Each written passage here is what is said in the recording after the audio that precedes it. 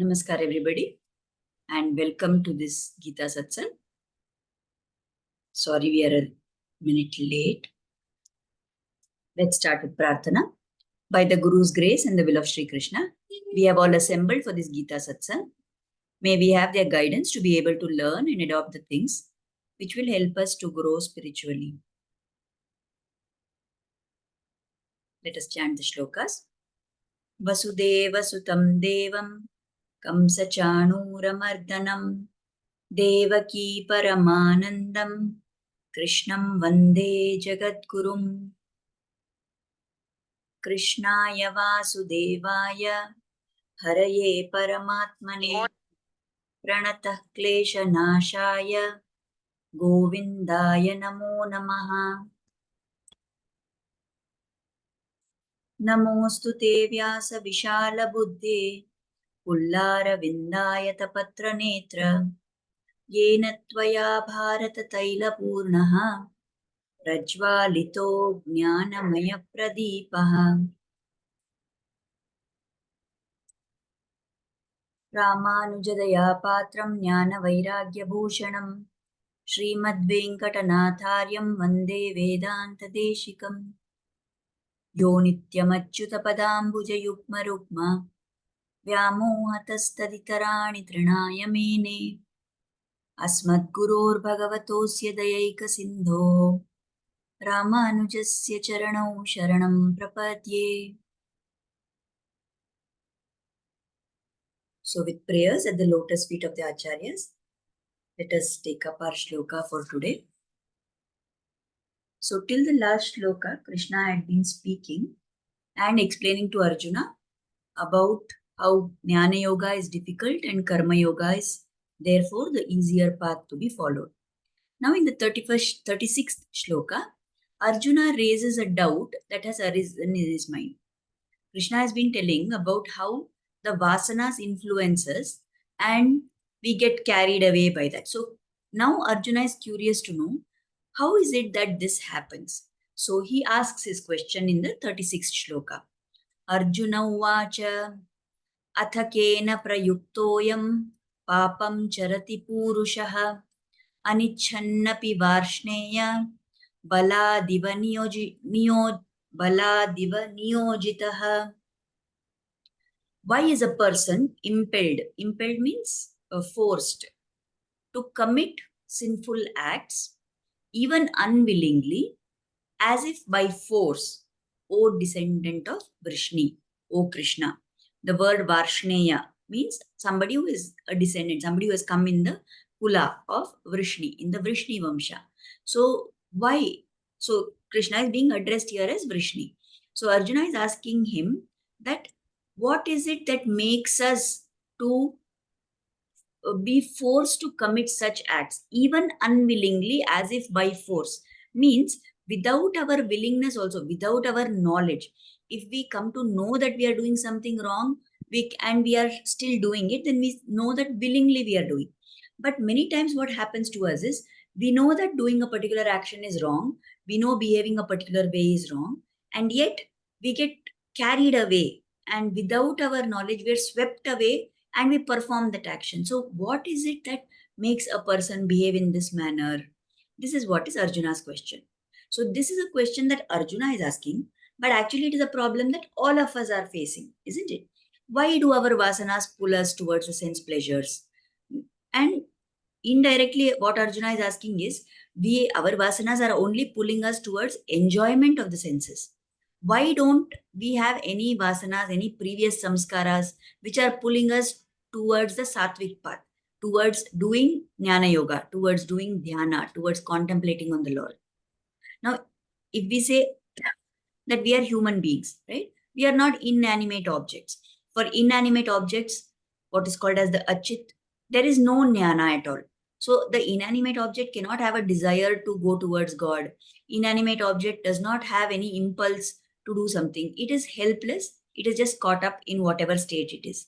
But being the Jivatma, a human being has jnana because the Atma is there within us. And that Atma is having this quality of jnana. So this Jivatma is having jnana. Then why doesn't that jnana, that knowledge that we have, overrule our impulses. Why do we still get carried away by our impulses? This phenomenon is so strong that not only this Arjuna is asking, many alvars, many saints, if you look in all their compositions, they also sing of this similar phenomenon. So, in fact, alvars in many places they have sung and they say that just like if you have a flood which is there, and that flooded river, when that water of the river is flooded and it is flowing through everywhere, right? Then what it does it see what is in its path? It is not bothered. By the very force of its flow, it uproots even a strong tree and sweeps it away. It pulls it along in the flow. So Alvar is saying that I am also terrified that I am here, like the tree is standing in the path of the river. I am also present in this world. And this samsara, this world around me, is like a flood. It will come, and all my emotions, the sense pleasures that I desire, they are all like a flood. And they will uproot me from where? From the path of devotion. As it is, I am not very strong in devotion. But if these pleasures and these effects of the samsara are going to pull me, then I will get drowned totally. And what is that thing into which I am drowned? I lose my attachment to the devotion, and instead I get drowned in this samsara, which has its level all the time of going up and down of the sukha and dukkha. So this thing happens to us very often. Even if we look at the example of Gajendra, we know the story of Gajendra Moksha. It comes in the Bhagavatam, isn't it? So there's elephant called Gajendra, went to the water, went to the river. There he was fooling around, playing around with his family members and everybody in the water. Then suddenly one crocodile caught hold of his legs, and that crocodile refused to let go. Gajendra tried all methods. The family people, family elephants tried to help him, but they were not able to succeed. Finally, they had to let go, and Gajendra fought on his own for several years. At last, when nothing was working, he surrendered to the Lord and he said, "Oh Lord, you are the one who has to protect me, and you have to come and take care of me." At that very moment, Hari, that avatar of the Lord, Sriman Narayana called Hari, was manifested in that place. And using his Sudarshan Chakra, the Lord killed the crocodile and freed Gajendra from its clutches. So Gajendra was caught in the jaws of the crocodile. Similarly, many times the acharyas, they compare this situation to that of a human being caught in samsara. The crocodile's jaws, which trapped Gajendra, like that in this world, the sense pleasures are like those crocodiles. And we are like Gajendra. We think we will step into the water of devotion. We think we will try to have something to do with the Lord. But these pleasures of the senses, like the crocodile caught up Gajendra and did not let go, we are also caught up. We get trapped by these sense pleasures.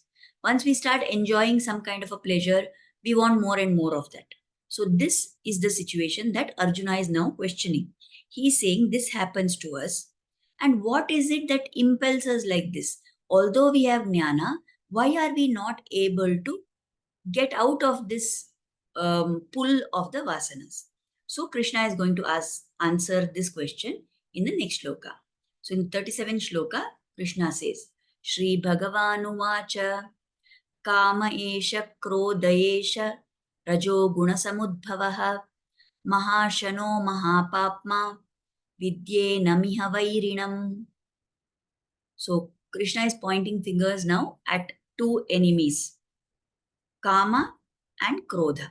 The Supreme Lord said, "It is lust alone, which is born of contact with the mode of passion and later transformed into anger.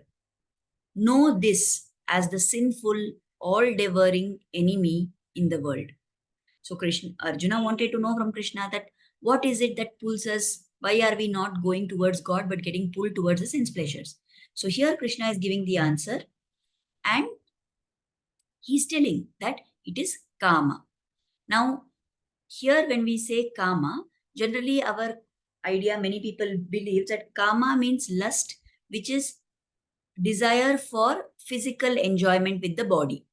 So not only that kind of physical pleasure, sexual pleasure, lust means any kind of a desire. Kama means any kind of a desire for any kind of enjoyment, right? So here, the answer to Arjuna's question is given by Krishna. Kama and Krodha, but primarily it is Kama, as Krishna points out. Where do they come from? They come from the Rajoguna. Now, these vasanas, we know that from Anadikala, ever since this Atma, this Jivatma has been taking birth, it has passed through so many janmas. And in the process of all those janmas, it has gone through many situations. And because of that, those vasanas, those desires have been created. Now we know that if you want something to grow, let us say I want to grow a particular crop. What I do, I take the seeds of that particular crop and I plant them in the soil. I give them enough nourishment in the form of water and manure and all that. And then that seed which has been sown there, it will slowly grow up and become a sprout. As we continue providing nourishment, that sprout becomes a big plant and then it gives us whatever it was grown for, right? So, like this, if you compare our vasanas to a seed, so every seed that you are sowing, you nourish it by providing water, and then that seed grows into a sapling, into a seedling or a sprout. Similarly, we have vasanas. These vasanas are carried from many, many past janmas. So they are like the seeds, they are the bija. They are nourished by what is the water which nourishes them? The rajo guna that we have, the rajasic quality that we have. And that, because of that vasana which has been nourished by rajo guna, what develops, the sprout which comes out is kama or lust or desire. So kama is not just physical lust, but any kind of a desire. Like we may know, there are some people who have lot of desire to involve in sensual pleasures. So that is one kind of desire. There are some people who have lot of desire for money. There are some people who have lot of desire for fame. There are some people who have lot of desire to have a very luxurious life. So any kind of this desire, that is called as kama. So this kama, how it has grown, because we have vasanas from many janmas and they are nourished by the rajo guna within us, and that leads to the desires that we have. Now, whenever we have any kind of a desire, we always seek in whatever way possible to fulfill that desire. And if that desire is fulfilled, then we feel happy. Of course, we don't realize that that happiness is temporary happiness, but whatever it may be, for that moment, for that duration of time for which we are able to fulfill that desire, we are happy. Now, suppose we don't have that desire fulfilled. Now, if that desire is frustrated, if it is not fulfilled, what arises invariably is anger or krodha. If we try and analyze any reason when we feel angry, right? Take any situation in which you feel angry and you analyze and see why you got angry. It is because a particular desire which you had has not been fulfilled, isn't it? So, this karma, which is frustrated, when the desire is not fulfilled, it leads, that is the root for krodha to develop, right? In fact, many times, if we keep fulfilling our desire also, it leads to another problem of lobha, which is greed. So, if you have desires, if you keep fulfilling those desires, you keep taking steps to, make sure that you get what you desire, then it leads to a desire for more and more. That is greed. And if you don't have a situation where you can fulfill that desire and you keep, that is frustrated, you can't fulfill it, it makes you angry. That is the anger which develops. So either way, it is not good for us. Now, this krodha is what pushes us into committing great sins, mahapapa. Whenever we are angry, we have seen in the second chapter itself, there was one shloka, right? Where it explained what is the spiral through which we fall. If you want for reference, that I think Bindu had sent in the group one small short YouTube video. You remember that shloka where that boy is chanting that thing. So in that shloka itself, I'm sorry, I'm not able to say it offhand like that. But in that shloka, it tells that how our mind works.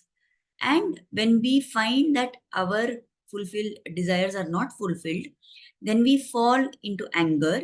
And as a result of that anger, our buddhi is becoming bhrashta. There is, nasha of our buddhi.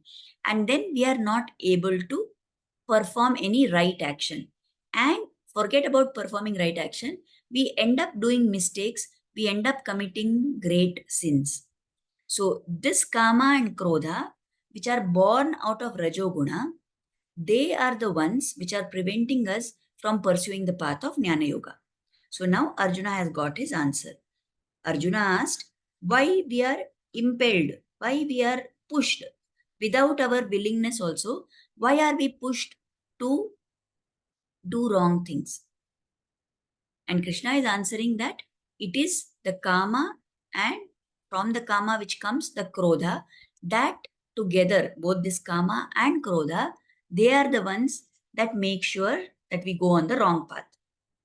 Now, this is called as the all-devouring enemy.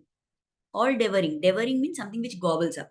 All-devouring enemy of ours means it will eat up everything. What it will eat up? It will eat up all our good desires to do sadhana. It will eat up all our punya, because invariably when we seek pleasure and keep moving to fulfill our pleasures at all times, there will come a stage where we don't mind if we are doing something wrong also, but we want to have that pleasure. So we will go on the wrong path. And if our desires are not fulfilled, we will get angry. And when we get angry, we will act in a wrong manner and we will commit great sins. So that is why Krishna is saying that this kama is the all-devouring enemy in the world. Now for us, Krishna is explaining this to Arjuna. It is also for us. So what we have to do, we need to understand how this is affecting us in our life. Now there is one composition as part of the Divya Prabandha called the Tirupavai. In that, this Goda, Andal, she sings a series of verses. She is taking along all her friends with her, and they want to perform a particular vrata so that they can get Krishna as their husband. So in that stotra, you can say, there is one place, there's a particular shloka, there's a particular verse where Andal is waking up her friends. And in passing, she refers to a set of people whom she calls as the sannyasis. And she describes them. She says, these sannyasis are wearing red robes, ochre colored robes, and they have white teeth. So the acharyas give a very interesting commentary for this part. That what is this? Why is she talking about these sannyasis and saying the color of their clothes is red and they are having white teeth? How does it matter? So that color red, the red color signifies rajoguna, and the white color signifies sattvaguna. So these sannyasis, their teeth are white. Where are the teeth? They are inside the mouth. So inside, the sannyasi is white. That means he has internalized this sattvaguna. And what he has done to the red, where is the red color? The red color is outside his body. He is wearing clothes which are red color. That means he has kept his internal status white and he has pushed the red outside. So he has kept the sattva guna intact within him and he has pushed the rajoguna outside. So this is the typical quality which is required for a sannyasi. He should be full of sattva guna and he should have cast away, should have thrown away the rajoguna. He should not be affected by the influence of the rajoguna. So only when somebody has this quality, when somebody eliminates the rajoguna and hangs on very strongly to the sattva guna, then that person will move on the same path as the sannyasis are moving. And only such a person is capable of performing jnana yoga. So are we at this level? We are definitely not. Frankly speaking, Even so many so-called sannyasis, even so many people who have so-called said to have renounced the world, have not developed this quality. We see many examples where people in the name of God end up doing a lot of damage, right? They do more damage than the common person who is not doing any good, at least. Not doing good, but not doing bad, at least. So, if this is the quality of a sannyasi, because of which a person can perform jnana yoga, what is that quality? That they should be full of sattva guna and they should have got rid of rajo guna. When we are saying rajo guna, we also, of course, indicate the tamo guna, because that is not a good quality either. So if we reach that level, then only we can perform jnana yoga. But are we at that level? Are we common people at that level? Is even Arjuna at that level? No, is what Krishna is trying to indicate. So whether it is Arjuna, whether it is us, the Jivatma is there. The Jivatma has jnana. But because of this veil, because of this avarana, which is created by the sattva, rajas, and tamas, these three gunas, the jnana of the Atma is not able to shine forth. Now, this sattva guna is a single entity, and rajo, tamo guna are always together. They attack in combination. Of course, the rajo guna, the rajasic quality, can be clubbed with the sattva guna, but that doesn't happen very often. More often, the combination is of rajo, tamo gunas. So they always attack in combination. So if you have this one sattva guna, which is as it is very less in us, being faced by the onslaught of this rajotamo guna together in combination, what happens is that this sattva guna cannot survive. So how do we overcome this attack of the rajotamo guna? Try and engage our mind more and more in performing karma yoga. Right now, our sattva guna is very low in proportion. Right now, we are carried away by the effect of the rajotama gunas. So we must make every attempt possible wherever we can to try and increase our sattva guna. Do whatever it is possible for us to overcome the effect of the tamoguna and the rajoguna. So we need to stay alert. We need to realize the moments at which we are getting overpowered by these rajotamogunas. If we keep watching ourselves and we see what all incidents happen in our life, what are the times when we get angry, what are the times when we feel sad, what are the times when we feel hatred for other people, what are the times when we have uncontrollable emotions.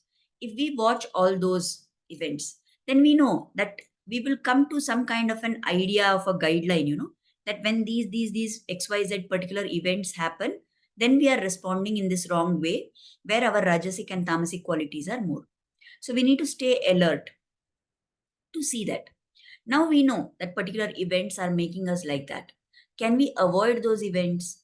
If we can, if some things are such that we can avoid, we can avoid those. We should make every attempt possible to avoid that.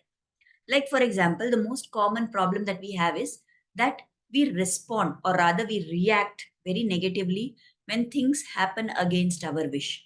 If somebody does not follow what we are telling, if somebody behaves in a manner which I don't like, if somebody is saying something which is hurtful to me, if people are doing something which is opposite of what I want them to do, in all these situations, we get very angry and we react very negatively. So, if we can at least, we may not be able, right now we don't have enough sattva guna that we can react positively when people are behaving negatively towards us. But can we at least try and keep our mouth shut? Can we try not to react, not to say anything in reaction? Like, keep quiet for a few seconds. Like this. Now I know that when XYZ person says XYZ things to me, then I get angry or I react negatively. So when I know that, the next time that person starts saying something like that, can I just be silent externally at least? Let me say in my mind whatever I want, but externally let me keep quiet. Can I try that? So like this, we need to be alert and try on our own, taking small steps to keep our rajotamo gunas down. And along with that, we need to make sure that we take some steps to increase our sattva guna. How can we increase our sattva guna? We have already seen in many past satsangs, we've talked about the influence of the food which we eat, right?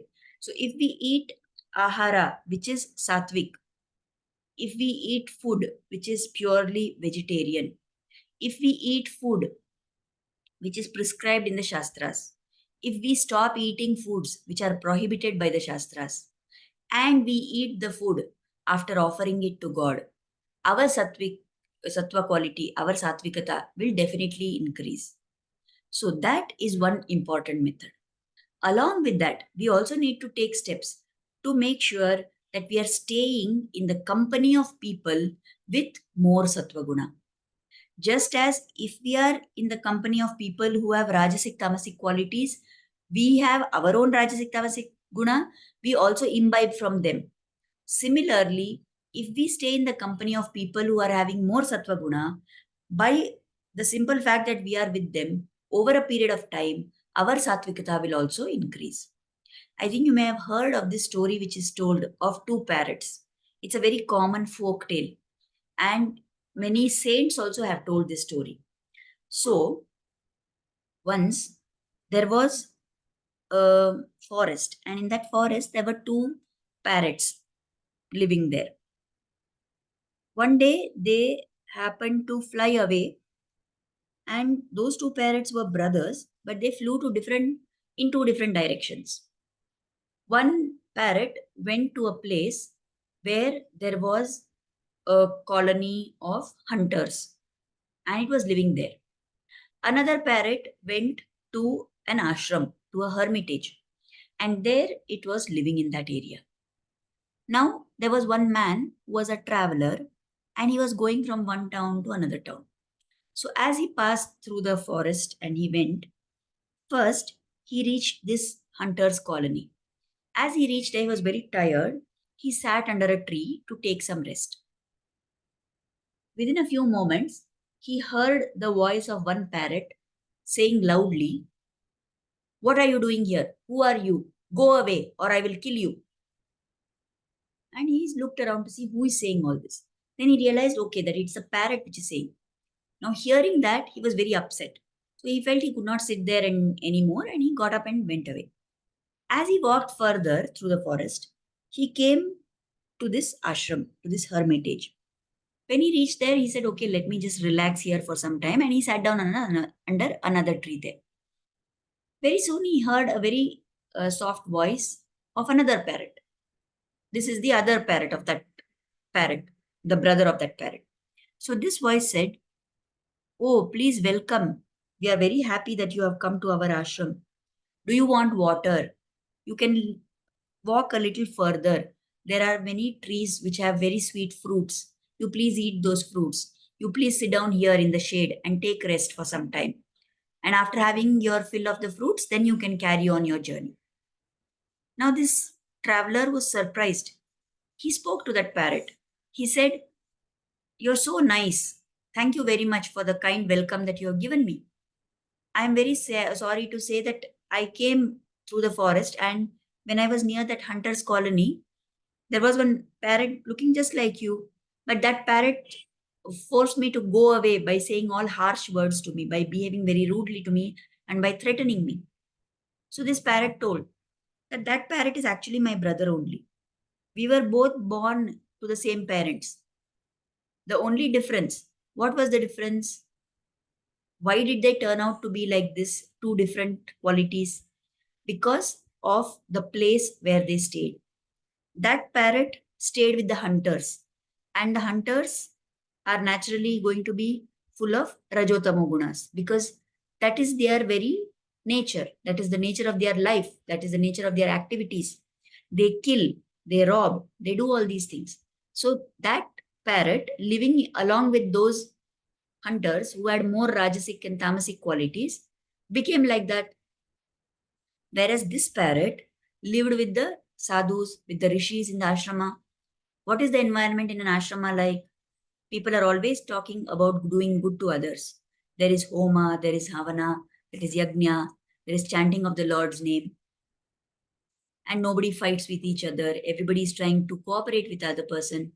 Everyone is trying to do good to others. Everyone is trying to develop their own qualities positively. So, staying in this sattvic environment, this parrot became more sattvic. So, what is true for those parrots is also true for us.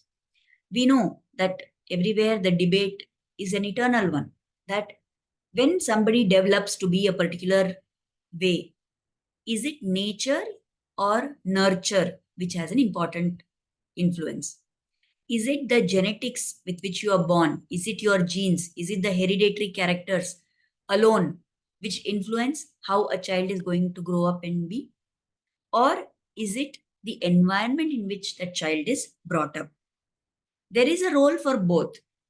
There are many cases we see that if the parents are a particular way, the children are the same way. So then in that case, we will tend to say that, oh, it is all genetics. It has all carried away. It has all got carried over through the DNA. From the parents, it has come to the child. But then we also see many instances where the parents are one way and the children are totally different, whether positively or negatively. So then in that case, what do we say? Then this concept of heredity does not answer that, isn't it? So then we say that, oh, it is not only the genes with which the child is born, it's also the environment in which that child is nourished. So like this, we need to realize that for our sadhana, we have to always be in an environment where our rajotamo gunas are cut down and our sattvic gunas increase. So that is why it is very important for us to be in satsang, to be in the company of people who drive us towards positivity. We need to be in the company of people who teach us positive things. We need to be in the company of people who are not just sajjana, who are not just good people in the worldly level. We need to be in the company of sadhakas. We need to be in the company of bhaktas of the Lord. And by doing that, we will gradually start imbibing that same sattvic quality. So let us pray that Krishna will bless us to be able to get such company, because even that has to happen by the Lord's grace. And that we will be able to make ample opportunity of the company of such sattvic people so that we can progress in our sadhana. So with that, we have come to the end of our satsang time for today. We will offer Kritagnyata now and we will meet next time. So let us offer Kritagnyata, gratitude at the lotus feet of Sri Krishna and Guru for inspiring us to start and join this satsang. And let us pray for their blessings and grace to always be on us. Thank you everybody for attending. And we will meet again next Thursday as usual. Namaskar.